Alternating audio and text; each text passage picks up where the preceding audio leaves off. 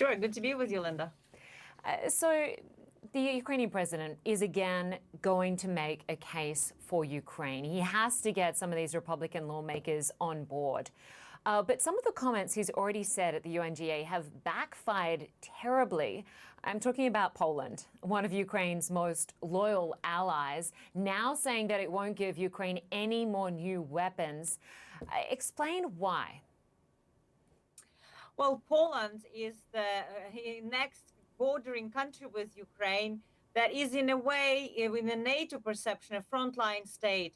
So Poland's decision to give as much as it had in a stockpile was very much a decision to defend itself, because Ukraine is a shield of Poland, holding its defenses against Russian aggression. Of course, now let's remember there are elections in Poland as much as in United States. This is linked to the current leadership trying to show that they put Polish interest first.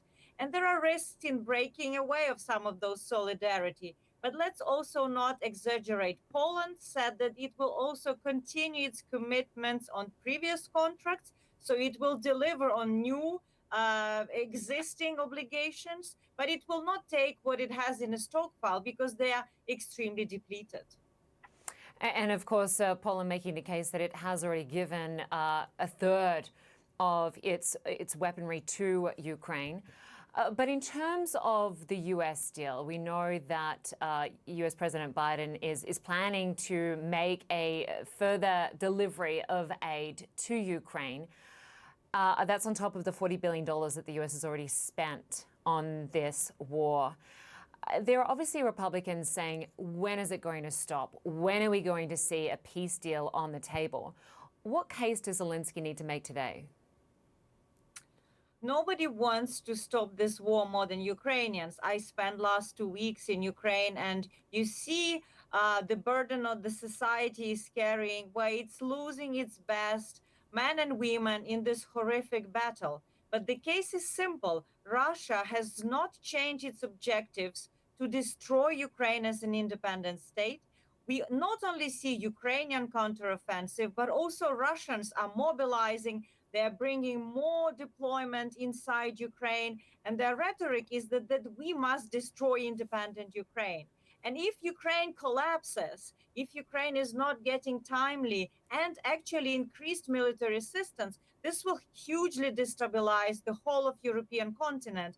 Ukraine is the geographic center of that continent and beacon of some kind of limit on Russian imperial aggression. So there's much bigger in stake than territory or than Ukraine itself. This is where we should be looking at. It's actually to protect the wider European continent and also to deter China, because China clearly is watching how this war will end and whether European and transatlantic community under the US leadership will be able to stick in it together. Orysia, there is, of course, an election here in the US next year. Donald Trump is the frontrunner for the Republican Party. And a Trump presidency would mean potentially the end of military and financial aid to Ukraine. He's already suggested that he would make a fair deal, which is what he calls it, and end this war in 24 hours, getting Russia and Ukraine on board. Zelensky says, I don't buy that, because no peace deal will mean giving some of my territory to Russia. That's not going to happen. What does Zelensky face? What does Ukraine face if Trump wins the next election in the US? And what does this mean more broadly for Europe? Well, we know it well that there are two different things. One is election campaign and another when somebody becomes the president. I don't deny, and everybody is quite aware and has the chill on their backs, in case President Trump is reelected again and indeed puts in action this plan, to which we have no detail. But that means actually that Europe will have to shore up much more its own defense industrial complex, because this war is in Europe. Unfortunately, it's very slow in building its own capacities. Countries like Germany are lagging behind. There's no streamlined procedures for common European industrial production and military production. So I think it's key between now and whoever is in the White House that Europe takes its own defense seriously and continues to build its deterrence against Russia and to ensure Ukraine wins on the battlefield. Orysia Lutsevych of the Russian Eurasia program at Chatham House, we appreciate your time today. Thank you.